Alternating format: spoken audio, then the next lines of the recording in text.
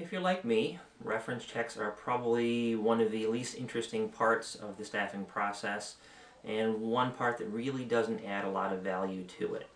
So today I'm going to talk about reference checks and a number of things I do that change the way that I do it and actually add value to the process of doing reference checks.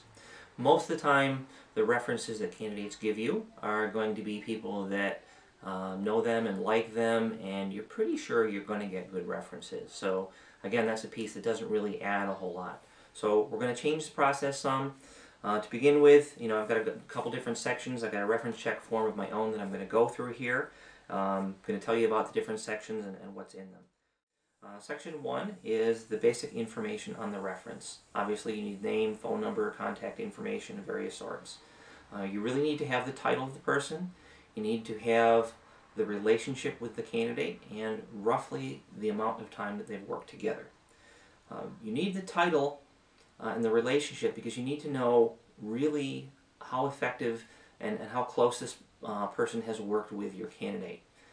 For example, a while back I did a reference on a candidate who had the president of a company as one of his references. Now, it may sound great to have the president of a company as your reference, but in reality, this president was several levels above the candidate and didn't really have a good understanding of what the candidate was doing on a day-to-day basis, so wasn't really able to give us a lot of concrete data in terms of how this candidate would do on the new position that he was applying for. Of course, you want to know how long they worked together. That's going to make a difference too. If it was just 3 months, the person may not have a lot of data versus somebody that worked, for several years. And ideally, you want somebody that's been a manager. Overall, my preference is to have 3 reference checks complete, 2 of which are managers and 1 of which are coworker. The managers do give a much better overview of what the person's work style is like and what they are like to manage and how productive they're going to be. Coworkers can sometimes, they can sometimes add some great data, but then sometimes they don't give the top level perspective very well. Section 2 of the references. Now these are open-ended questions. The idea is that you want to get the reference talking a little bit about the candidate, what they liked, what they didn't like. You can get an awful lot from their descriptions of the candidates, more so than, did they work here? And some of the questions I have initially are describe the quality of the candidate's results compared to others. Are there any personal difficulties that interfered with the candidate's work? What are the candidate's strong points? Now, a lot of those questions are ones that you may have seen on reference checks before, or you may have heard of people doing. And I think those are good questions to begin with, but then I think you need to go a little bit beyond that and look at the company culture and look at the culture of the department and come up with some questions that are specific to that. One of my clients recently is a company that does a lot of work in media and advertising, and they really need people that are very creative. So some good questions for them might be, can you describe the person's creativity, or can you tell us a little bit about the person's creative process? Those are going to give you things which can help you directly fit in with the culture of the company or the group. Next, I'd like to have some questions that are going to help you a little bit in terms of moving forward with a candidate. For example, typically on a reference check is, something about asking for areas of improvement, which is really kind of a polite way of saying, is there anything that this candidate is lacking? I like to turn that around and ask, do you have any suggestions for managing the candidate, or do you have any suggestions that might help this candidate to be more successful?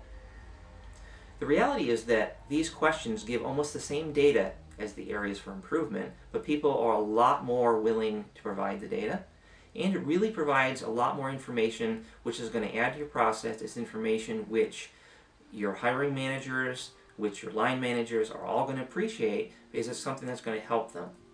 As a specific example of that, I know an engineer that I was placing at a company, and she was very bright. Fortunately, she was a little bit quiet, and one of her past managers told me that she would go to meetings and not talk, and then after the meetings come to him with all these great ideas that she could have brought up in the meeting, but she was a little too quiet.